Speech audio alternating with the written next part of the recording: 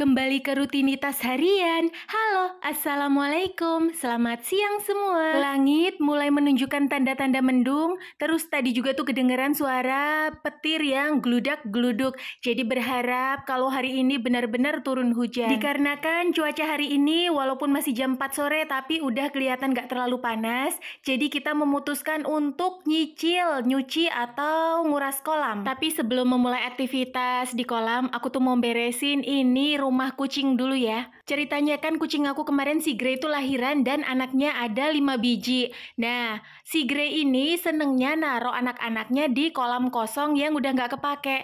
Tapi kan tahu sendiri cuaca siang hari itu begitu panas. Kasihan dong sama anaknya. Akhirnya anaknya aku taruhlah di kandang ini. Tapi ya pinter emaknya. Itu anak digondol keluar lagi lewat sela-sela ini. Jadi aku sama papa ada ide nih. Gimana kalau sela-sela kandangnya ini kita plester terlebih dahulu. Dan ini setelah selesai diplester sama adik dibalikin lagi ya ke tempatnya. Oke, sekarang mari kita lanjut melakukan semua kegiatan atau aktivitas di kolam. Kalau si papa sebenarnya udah mulai nguras kolam tuh dari tadi sekitar jam 3-an kali ya. Tapi aku males karena masih panas. Kalau papa sendiri tadi nguras kolam yang untuk pembesaran, sedangkan aku sekarang dikasih tugas untuk ngurusin atau nguras kolam yang untuk pemijahan.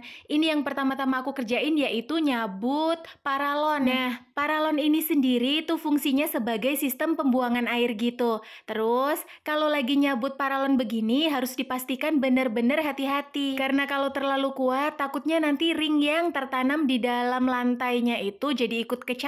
Untuk kolamnya sendiri yang mau aku kuras itu jumlahnya ada 8 kotak. Karena ini cuma separuh atau setengah dari rangka kolam ya. Terus kalau untuk satu kolam ini ukurannya tuh 1 meter kali 75 cm.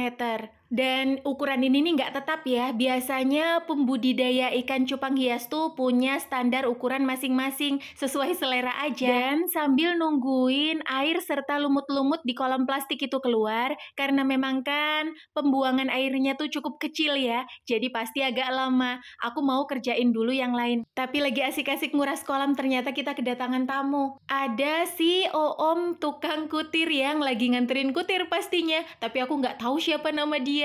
Biasanya dia kalau nganterin pagi, tapi ini tumben-tumbenan nganterin sore. Nah, tadi kan nungguin air di kolam plastiknya keluar dulu ya. Jadi ini aku berpindah ke kolam semen sebelahnya. Nah, kalau untuk kolam semen ini sendiri, isinya tuh satu lajur ada 4 kolam. Kalau depan belakang ya berarti ada 8 kolam. Untuk ukurannya yaitu 1 meter kali 1,5 meter. Nah, ini sebelum nyemplung aku sisihin jilbabku dulu ya.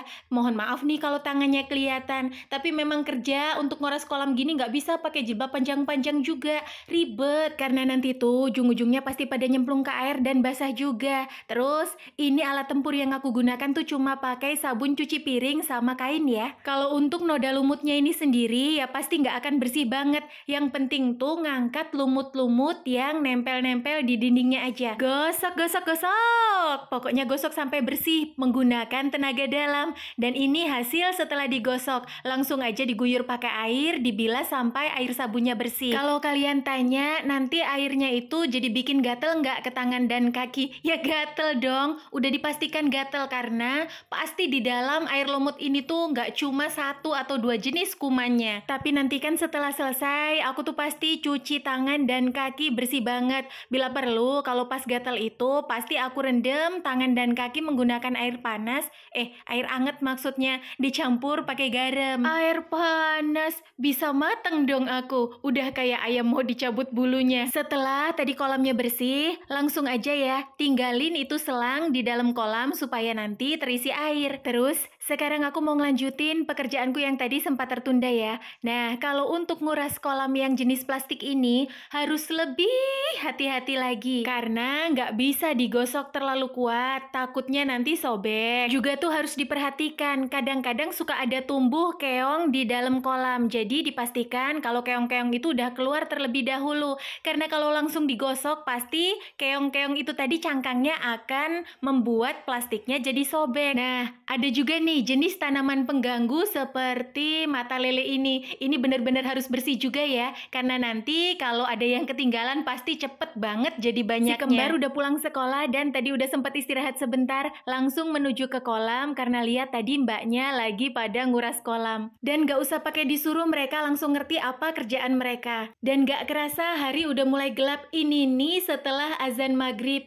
kita udah selesai, semua kolam udah beres, udah bersih. Ini juga udah terisi air ya kolam-kolamnya. Dan untuk kolam plastik sendiri kita isi menggunakan paralon panjang kayak gini, supaya nanti bisa ditinggal mandi dan sholat dulu. Karena air yang keluar dari paralon ini kan lumayan cukup kecil, tapi merata sampai ke ujung. Jadi bisa ditinggal-tinggal deh. Nanti setelah 30 atau 40 menit bisa dicek lagi, biasanya sih udah penuh. Sekian video hari ini, terima kasih sudah menonton. Jangan lupa jaga kesehatan ya.